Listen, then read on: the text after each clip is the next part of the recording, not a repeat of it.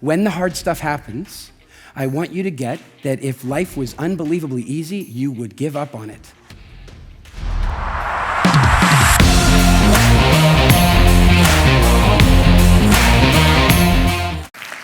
I did a workshop yesterday, and for those of you who's there? Excellent. I shared with all those people that the reason that my voice is like this now is that I've decided that to become the best speaker in the whole world, I have to sound like Tony Robbins. Or something's irritating my throat.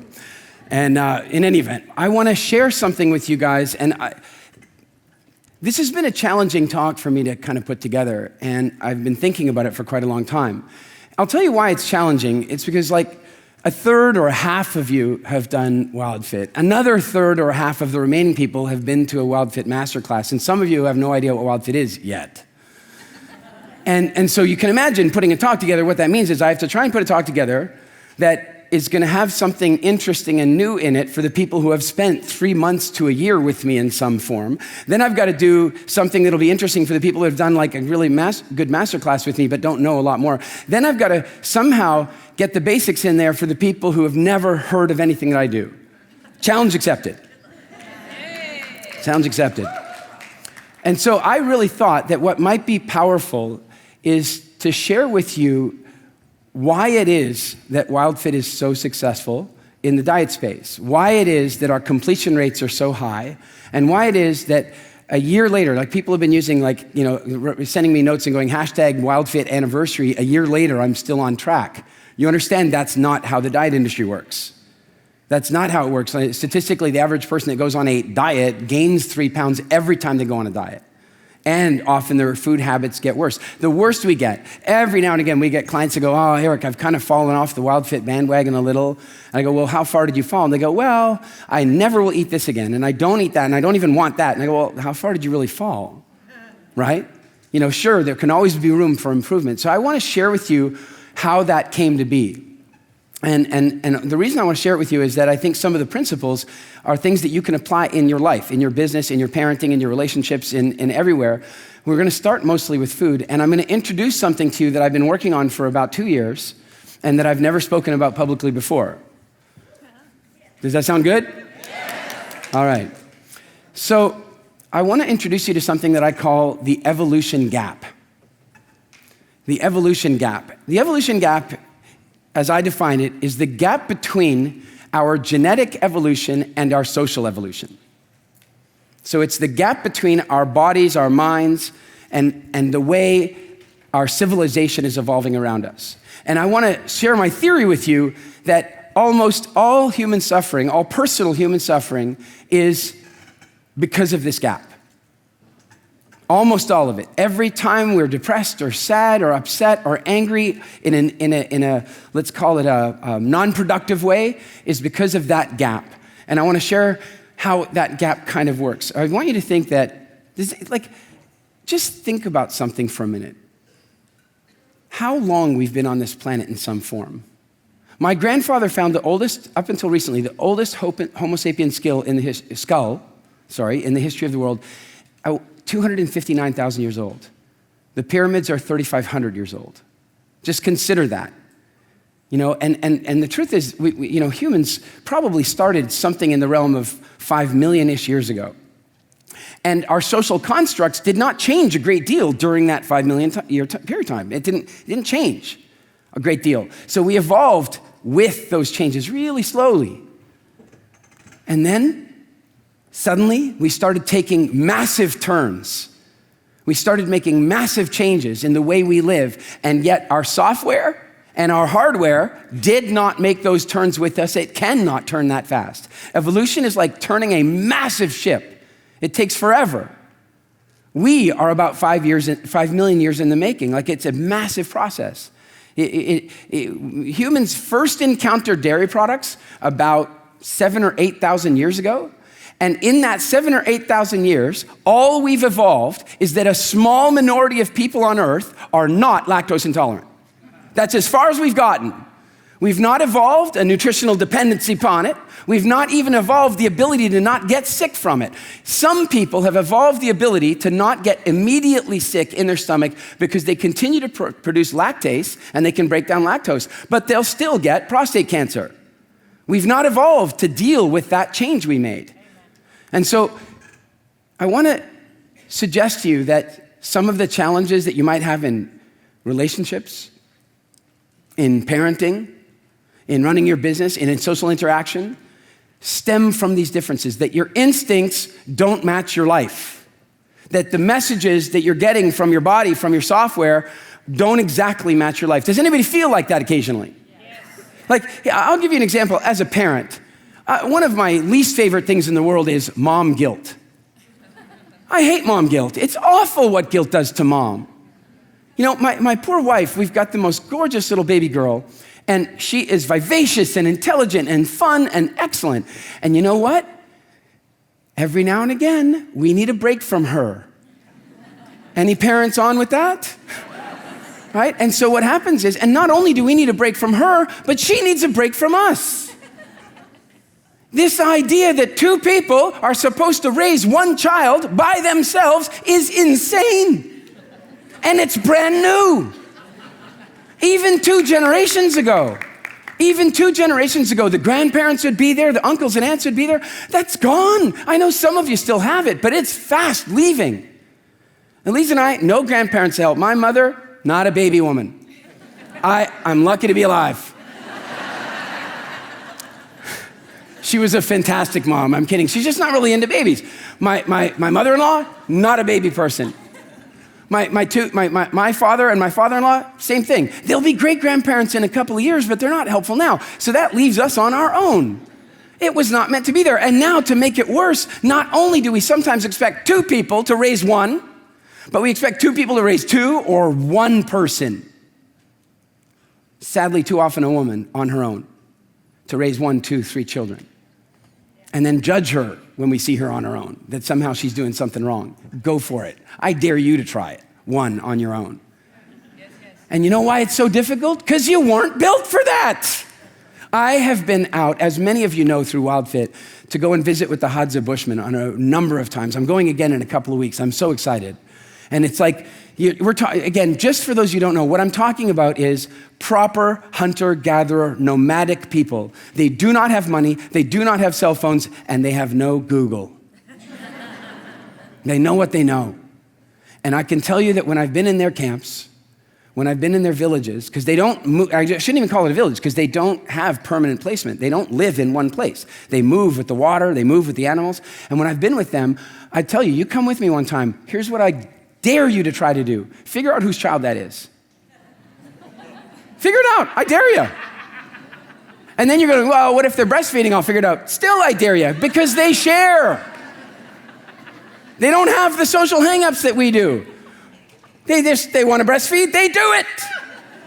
It's just right there. They don't have to have a special booth in the airport where we hide our women in shame.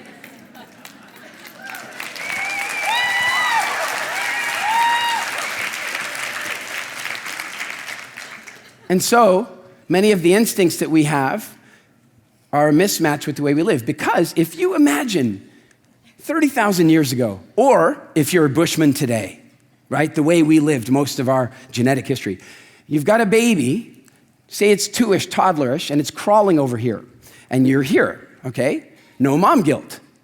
Make sense? Why should you have mom guilt? The baby's right there. Tiny bit of mom guilt.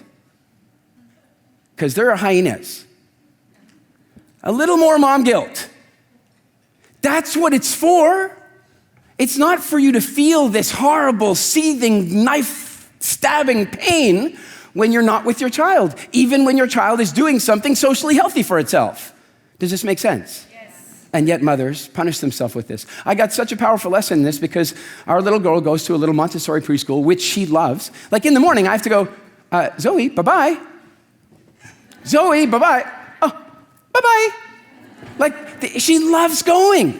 And so Elise sits at home and feels guilty about it. And I'm like, why? She goes, well, I should be with her. I go, do you want to be with her right now? Yes, then go to the school and be with her because the school we picked allows that. Do you want to be with her right now? And if she says, well, actually, no, then I'm like, well, why don't you enjoy the time you have now to the maximum? No, you know why? Because the more she's enjoying herself, the more guilt she feels. Because there's hyenas out there. Because if you were this far away from your child and you started to get distracted by enjoyment, your child got eaten. And so your software says, don't enjoy yourself when you're away from your child. Do you get this? Okay, so let it go.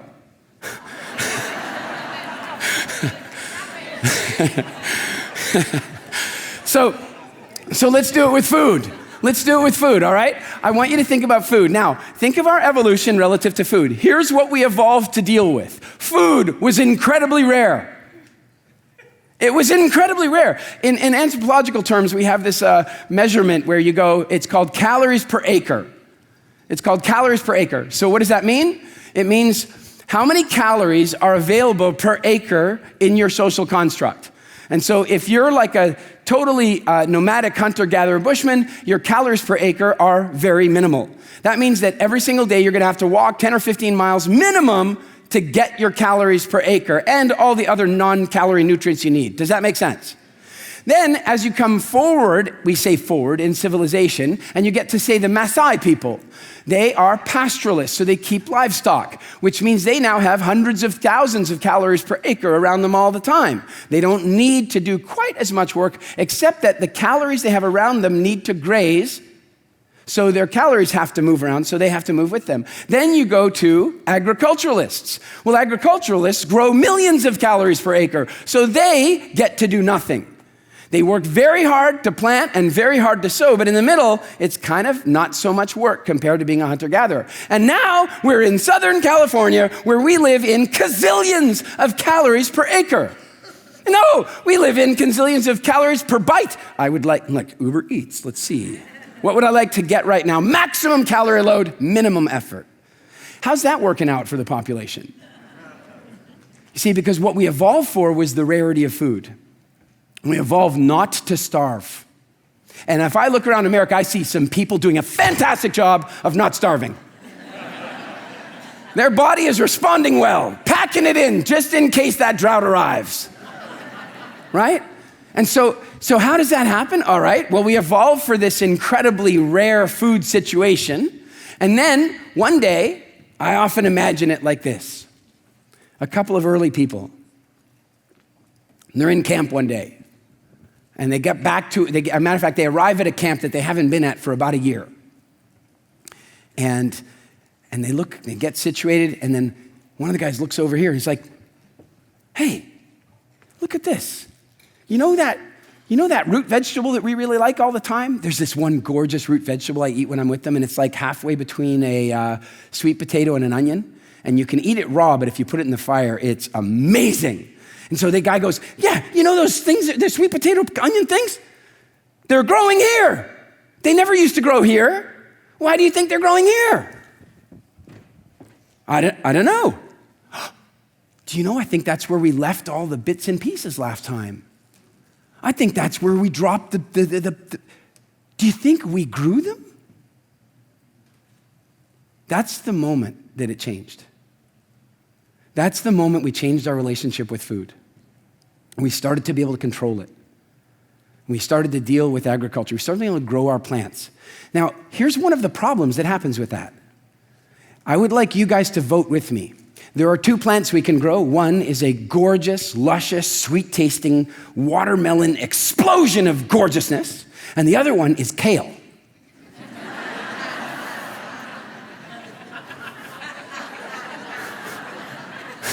Which one should we grow?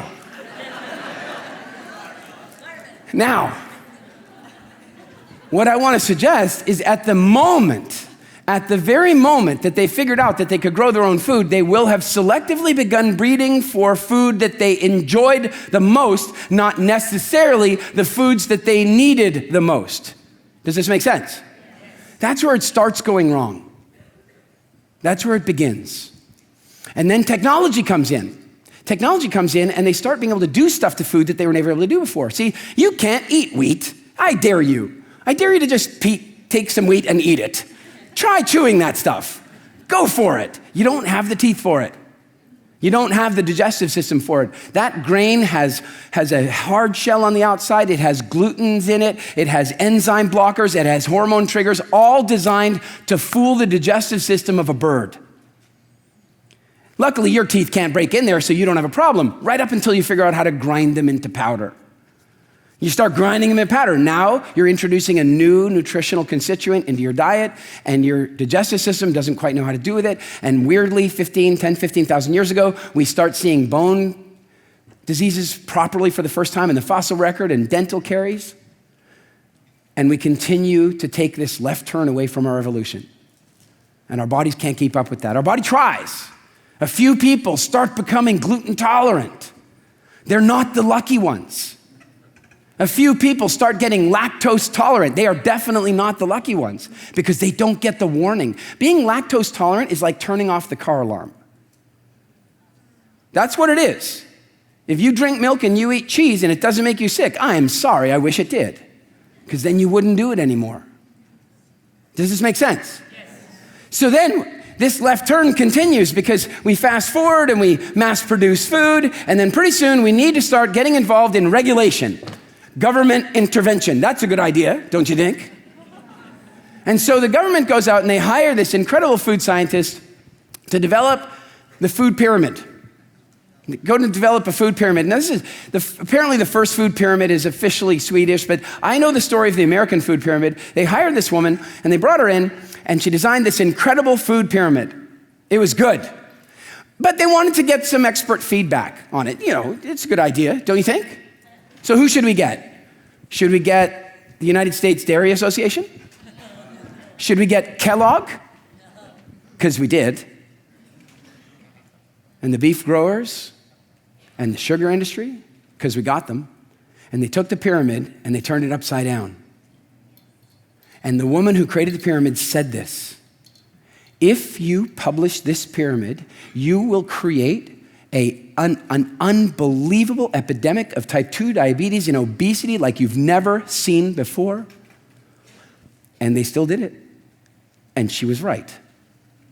Because our bodies are not built for this massive left turn. And not our instincts either. See, here's another one. Fruit was always seasonal. For our ancestors, it was always seasonal. And you know what's crazy now is that the whole keto movement has come along and vilified sugar. Sugar's evil, man. Look, English is a complicated language. It's complicated because you can use one word to say many different things with different meanings. So for example, is meat good or bad? I don't know. It depends, doesn't it? There's definitely some bad meat out there and there's definitely good meat, so you can't do it like that. You know, and so we've done the same thing with sugar. We say sugar's bad. Well, no, our ancestors grew up eating sugar when it was available. I got to tell you something. When I'm out hunting with the Bushmen, nothing will distract them more than a beehive. It is amazing. We're like totally on the hunt, hunting along. Oh, honey. Okay, everybody stop hunting.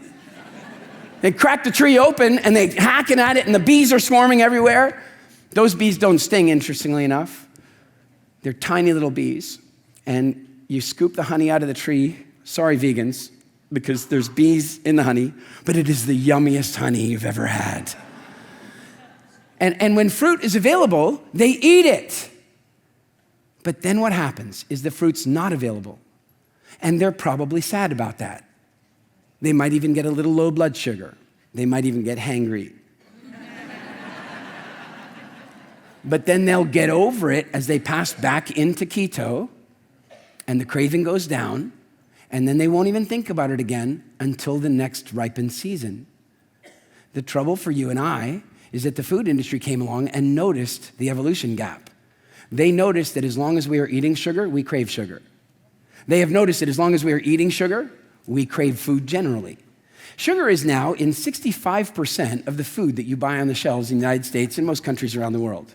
The average American eats 154 pounds of sugar a year. Pounds. It's a phenomenal amount.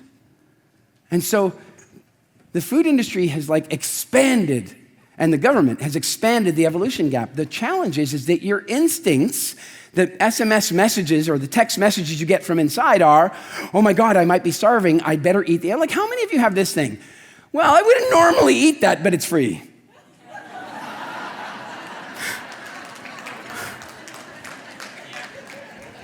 That's not you. That's look, I think I've shared this with some of you before, but help me out here. We gotta do some quick math. How many parents do each of you have?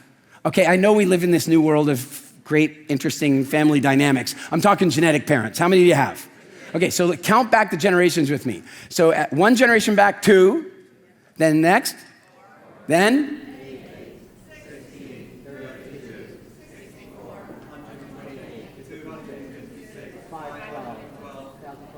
1,000. 10 generations ago, 1,000 great-grandparents. Are you with me? Carry on. Next one. Just go to 2,000. 2,000, 8,000, 16,000, 32,000, 64,000, 128,000, 256,000, 512,000, 1 million. 20 generations ago, 1 million people needed to meet without Tinder, and they then had to have sex in order for you to exist. That means at least 500,000, I'm hoping it was a lot more. At least 500,000 orgasms. I'm hoping more, but. So,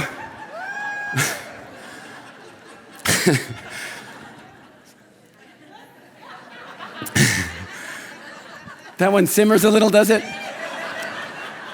The point is that some of these instincts that we have, and you've got to imagine, those people live through the most unlikely environments, the unlikely circumstances. They live through incredibly difficult challenges.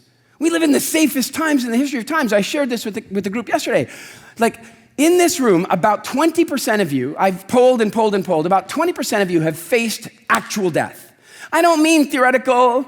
I don't mean the doctor said you might this and you that. I'm talking about you've been in a situation where in that moment you actually thought you were gonna die. About 20% of you have had that. I've had it a few times. I was in a casino in the Bahamas when 4 guys walked in with automatic assault rifles and started shooting. That's scary. I've been standing in Africa with my camera and had 2 white rhinos make a serious attempt at my life, twice. So I've contemplated it. Only about 20% of you have had that. The other 80% haven't. That's great for you, isn't it? Aren't you happy you haven't had that?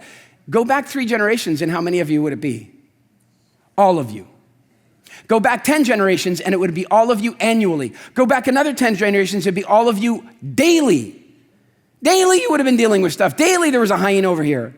A couple years ago, I did one of our Kilimanjaro adventures, and at the end, I was going to go off and visit with the Bushmen, and so I kind of extended an invitation to one of my WildFit coaches, Yvonne, and she came along, and there were 2 of our Mind Valley photographers, Kirsty's here somewhere, and Karen was there with us, and they actually came with me to go visit the Bushmen. And it was interesting, because I thought what I'd have to do, sorry, a little sexist, wrong, I suppose, is that the women would probably want to stay back at the lodge, and I would sleep overnight around the fire with the Bushmen. That was my mistake. That's what I thought. And Yvonne was like, hell no. She's German. She's tough. She's a WildFit coach, man. I'm coming out in the bush. And I'm thinking, well, these 2, look, the 2 Estonian girls, there's no way they're going out there. There's nails that could be broken. If you see it, they really take care, right? No way. They're like, we're in. We're in. I should have known. They walked up Kilimanjaro like it was nothing, so I should have known. And we're out there. We get there. We lay out the sleeping bags, and then we discover a problem. I only have 2 sides. Because now we have to argue about who gets to me, because suddenly the reality of it is in. There are animals out there. It's not here. You can feel unsafe in some, you can go to East LA and feel a little unsafe if you like, but there's a different unsafe out there. There's no cell phone coverage. And so all of a sudden we hear this, and Karen goes, what was that? I go, it's a hyena. And she goes, what? How far? It's like 5 miles.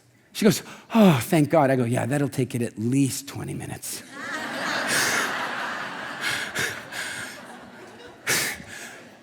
But in that moment, what they got to experience is what your ancestors lived with for 99.99% of your genetic history. And so that's why sometimes your instincts mismatch with your reality. That's why some of you have received a visa bill and thought you were gonna die.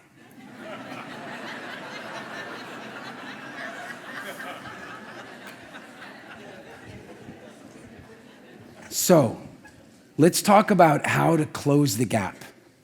That's what the gap is, and that's how the gap gets created and how it impacts us. And that gives you an example with food, how it's happened. A little bit of discussion about how it can happen with parenting. By the way, do you think it's happened with relationships a little bit? Do you think? Do you think there's some things we're doing in relationships that are challenging our instincts? Do you think? It's interesting. So let's talk about how we close the gap. One is with awareness. Sometimes awareness is enough. It really is. Like all of a sudden, when I was talking to my wife about what was going on with Zoe, I pointed something out to her, that one of our very good friends was also sending her little girl off to a Montessori school a couple of years before the one opened near our house. And what the difference was is that she was driving 45 minutes out to the school, dropping the child off for a 2-hour lesson, and driving 45 minutes home, but not right away.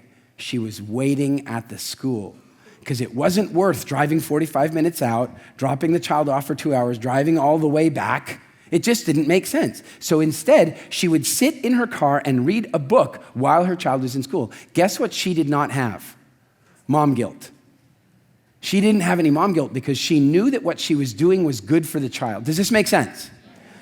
The challenge is that when you start to enjoy your time away from your child, that's what kicks the mom guilt in. And once Elise saw that connection, she was able to let it go. It doesn't mean that your body won't keep trying to serve it up. It doesn't mean your body won't go, hey, mom guilt. Then you got to go, no. And sadly, we have to go to logic every now and again to close the gap. We have to remind ourselves that we're not in this kind of danger. You know, is life happening for you or to you? See, do you really believe that? Do you really believe that all the time? No. And I want to give you an example of why I think it's important to really understand it all the time. I went to this obstacle course in Calgary, Alberta, Canada, and it was an obstacle course that was about 35 feet in the air. And it was all these like balance beams and little discs on ropes that you had to walk across. And you're 35 feet in the air. So if you fall, you're going to fall 35 feet, except for the fact that you have a safety line on, right? So how do people walk across these things? How do you think? Well, this is how you might walk across the balance beam if it's like 6 inches off the ground. Fair? But what if it's 35 feet off the ground? How am I walking across it now? And this is how a lot of us are living, because we don't have faith. We don't believe that it's happening to us. We believe that it's happening to us, not for us. So we're walking like this. Suddenly I'm walking across this balance beam going, I must look like I have a disability in my head here, but it's a balance beam. What's going on with me? Why am I unable to see this correctly? I have a safety line on. And so I got to the beginning of the balance beam and I said, how would I walk across this if I really knew the safety line was there? That I was able to ignore my instincts that are telling me I'm 35 feet off the ground. I thought, well, I'd walk across it normally. So I did. I walked across it. I got to the next one and it was these little discs that are all on and they move and I just walked across those. I did all the course like that, the entire course. The guy who runs the course, this little teenage kid with his, pimply face and geeky glasses, and he comes up and he goes, how long have you been coming here? And I said, this is my first time. And he goes, but you've been to the other ones. I said, no, I've never been on one of these at all. And he goes, but how did you do that? How do you just walk across it like that? And I go, dude, there's a safety line. So what if you did that with your life? What if you got that there's a safety line? Always. There's a safety line. And the problem is so many of us are walking around with these ancient fears. This evolution gap, my ancient instincts, ancient fears, and I'm terrified when you have the most incredible safety lines around you. We have social safety lines, we have family safety lines, we have financial safety lines, we have bankruptcy laws, we have governmental systems, we have safety lines upon safety lines. We live in the safest times ever. I'm not saying there's no danger at all, but the danger that you actually live with is infinitesimally small compared to the danger that your DNA thinks you're living with. And so your DNA keeps saying, dangerous, dangerous. And so that's why when the food manufacturer when they put sugar in your food, it triggers a message in you that says, uh-oh, fruit's available, but it might be gone soon. Eat some more. Eat some more. It's an old message. So the one thing we can do is become aware of it. So here's a game I'd like you all to play. I'd like you, for those of you who have not done WildFit yet, for those of you who have done WildFit, you've done this before, do it again. Go grocery shopping and look at the labels and observe where sugar is. Where is sugar in Rice Krispies? What place on the ingredients? It's not first, come on, it's breakfast cereal. Where is it? Second ingredient, where is it in cornflakes? Where is it in Frosted Flakes?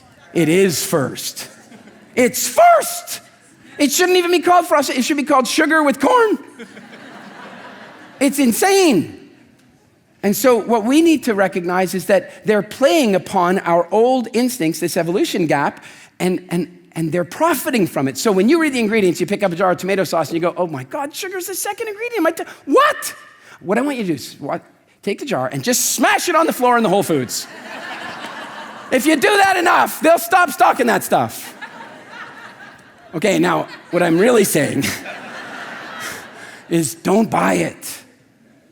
Don't look at it with disappointment. If you look at it with disappointment, you're gonna eat it. Oh man, I wish there wasn't sugar. Disappointment, emptiness, little food devil. Well, it's not your fault. Right? Yeah, this is what I want you to do instead. I want you to look at it and go, what? WTF? Get angry about it because it's there to manipulate your cravings. It's there to stimulate your appetite. It's there to get you to eat more food. So get angry when you see it. Do you know, we can go and lobby the government all we like. We can try that. We can go and pressure our congressmen or our senators or what have you, and some of them are incredibly proactive. But if we really want the food industry to stop putting sugar in everything that we eat, we have to stop buying it. Or smashing it on the floor would be good too. So here's something else, is to actually pay attention to your emotional ride when things are happening. Your emotions, they're just a bunch of life coaches. Tell me some of the good emotions. Good emotions. Happiness, joy, love, anger. What else? What are good emotions? Shame, guilt, pride. They're good emotions as long as you're using them and they're not using you. I look at emotions like this big team of horses. You can ride them or they can take you for a ride. Joy is a really easy horse. You jump on Joy and Joy's like, hey, we're going for a ride, woohoo, Joy. It's awesome. It's excellent. But if you get on anger and you don't have anger reined in, anger rides you under low branches. Isn't it true? Shame. Shame's a tough one, isn't it? But here's the thing, people going, oh, shame, it hurts so, it's such an awful emotion. No, it's not. It's an emotion designed to make you a fantastic human being. The difficulty is the rules with which you bring it on. It's the rules that you use it with. So here's an example. Are there different rules about, say, sex relative to shame in different countries around the world? Yeah. Is the approach to sex different in America than in Germany? It is. It's different in a variety of ways, not normal ways. You go into a gym in Germany. I went there. I was staying at the Hyatt Hotel in Cologne, and I walk in to go to the gym, and they had these like saloon doors. I open the saloon doors. I walk in, and there's these like women standing there naked. And I'm like, oh, walked into the wrong one. Walked out. Walk over, go, where's the men's changing room? We don't have one. It's unisex. Okie dokie.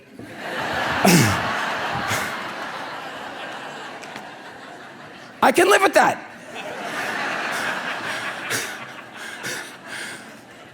But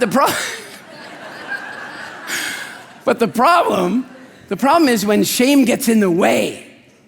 When shame gets in the way, and shame holds you back from saying what you really wanted to say, from asking for what you really wanted to ask for. for being who you really wanted to be. And so then people go, I wish I could get rid of my shame. No, you just want to train it. You just want to get it under control. You just want to rein it in. Because if you has anybody ever met somebody with no shame? That's just unpleasant. It's just unpleasant. So what we have to do is notice that our emotions evolved over the last several millions of years, and our environment has changed dramatically in the last 15,000 years. And so that means that our emotions are not always the most accurate representation of the coaching we need in that moment. Is that true? And so we can bring some consciousness to that. So here's another example with food. Those who are in WildFit, you'll be familiar with this, but it's called the food timeline. The food timeline.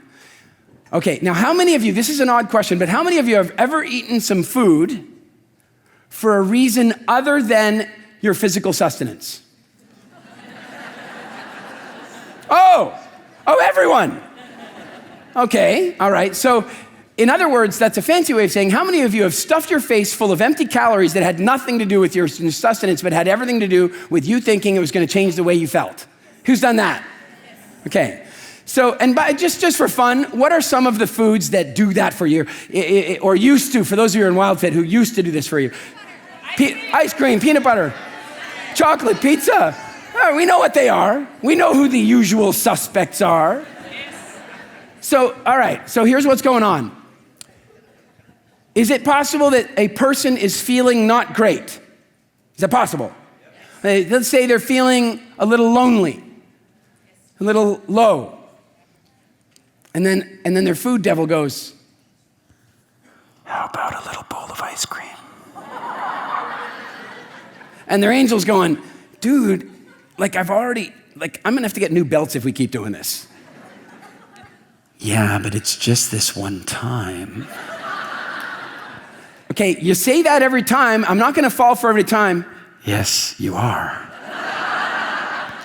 And you give into it, right? Now, I know many of you don't anymore, but many people do. Now, here's what I want to ask you. Let's say on a scale of 0 to 10, you're feeling a 0 emotionally. You're in the bucket. You're in the bottom. You're feeling bad. All right? So here you are, not feeling good. And then, how good is the ice cream going to make you feel? Really, truly, how good do you believe it's going to make you feel? 10 at least, if not more. If it's Haagen-Dazs, 11. It's gonna do it. It's gonna do the trick. And so excellent. Now here's the real interesting thing though. You're at 0. Your food devil and your food angel are arguing about that. Ever notice the food devil has a number of personalities? Like I discovered the other day a new one, but some of the ones that I've been aware of for a while, like how many of you can't stand whiny teenagers? Anyone whiny teenagers? Like, don't raise your hand if they're with you. Jeez. But like whiny teenagers, right? Nobody likes that. Really? Because the next time you're trying to talk yourself into eating something that you don't want to be eating, I want you to listen a little closer because I think you are the whiny teenager. I want you to hear about, doesn't your food devil kind of go, oh, come on. The other kids are doing it. Doesn't that happen? Whiny teenager, that's one personality. Then there's another personality, and that's the drug dealer. That's the drug dealer. That's like, come on, just one Cinnabon. Just one, you don't even have to finish it. And these ones are free. Right? And then I discovered another one the other day. This woman comes along, she goes, I don't have any food dialogue. I don't even talk to myself about food. I got nothing. I got no food dialogue happening here at all. And I go, well, how does it go? She goes, I walk into the kitchen. It says, go get some cake. I go, okay, who says that? She goes, I don't know. Well, so you got some food dialogue, somebody saying something, and I said, describe to me, what is it like? She goes, well, it's just this voice, and it says, go get me some cake. And I go, oh, she's got, her food devil's wearing that wife beater t-shirt with food stains on it. Woman, give me some ice cream. Yes. Right? So we've got these different food devil personalities. And the more we can become aware of them, because some of you, over the next couple days, your food devil's going to talk to you and you're going to go, oh man, that's what Eric's talking about. And it's going to begin to give you consciousness about it. Is it true? All right, now where was I going before I told you about the food angel and devil? Food timeline. And so here's my question. You finally give in to the devil. You decide you're going to do it this one time. When do you start feeling better? When do you start feeling better? Do you feel better when you have the first bite? Do you feel better when you smell it? Or do you feel better the moment you gave yourself permission? Do you get how dangerous this is? It was never the food that made you feel good. It was the permission and the rebellion. And as soon as you gave yourself permission and rebellion, you released serotonin and dopamine, and you started feeling good. And then you ate the food, and you linked the food to the feeling good, just like Pavlov's dogs. And this happened to you when you were 6, and it's still happening today. The food never made you feel good. Now, unfortunately, it'll amplify it because these high-calorie, high-sugar food, eat it in, and it will double your serotonin production. It'll double your dopamine release. And so now you'll feel even better. But how will you, and you guys, some of you have played this game with me before. We're about to order pizza and ice cream. For those of you who have done WildFit, it was the old days. It was before. We're about to order a bunch of pizza and ice cream, and we're going to celebrate. We just won the big game. We're about to order it. Everybody, when I count to 3, make the sound that represents the food celebration that we're about to give ourselves a big treat. 1, 2, 3. Yes, we're very happy about it. Everybody, in a count of 3, make the sound that represents the way you feel an hour and a half after eating the pizza and the ice cream. 1, 2, 3. And that's the other part of the food timeline. And that's why we need to figure out how to close the evolution gap, because so much of our life is set up that way. Our instincts are kicking in to deal with the present, and they're hurting us in the long term. Does this make sense to you? Yes. So I want to leave you with this thought. I want to leave you with the thought that the past is the past, that it really happened, and it happened without meaning. You gave it some meaning. Your parents gave you food. They told you you were a good little girl because you finished your whole plate. How dangerous is that? They told you that because you fell down and skinned your knee, I'm going to give you this cookie, and love and sweetness all got attached to it. How dangerous is that? That happened to you, many of you, and other things in this conversation. And what I'm going to ask you to recognize is that the past is now gone. And the meaning that you created back then is not the truth. And that tomorrow is a fresh day of creating new meanings and new consciousness where you can really take a look and recognize you are living in the safest times in the world and you have a safety line on. And so from now onwards, instead of teetering your way through worrying, is that business deal gonna happen? Is that guy gonna call me back? Why didn't she text me? What's going on? Why is everything so scary? Instead, I'm gonna ask you this. For those of you who have played video games, what is your favorite part of the game? The hardest levels. The boss, the hardest level, isn't it true?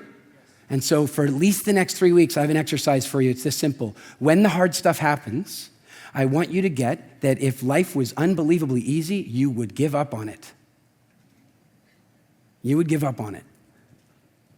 You would never read, Jim Rohn, he always said, if you picked up a book and in chapter 1, nothing serious happened, would you get to chapter 2?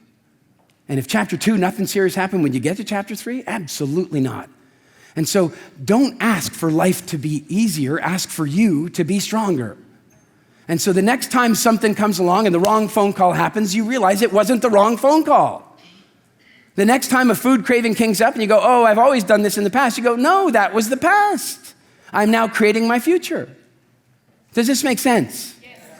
And so that's the goal for the next week. Something tough comes along and pushes your emotions, makes you angry, makes you upset, makes you uncertain. What I want you to do is just this. It's a very simple exercise. So I've just received bad news, which is really a way of saying that the video game just said, level up.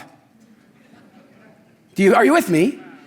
So everybody with me, I'm going to say level up. You're going to go level up, and you're going to do what I do, and that's what you do for the next week when you level up. Are you ready?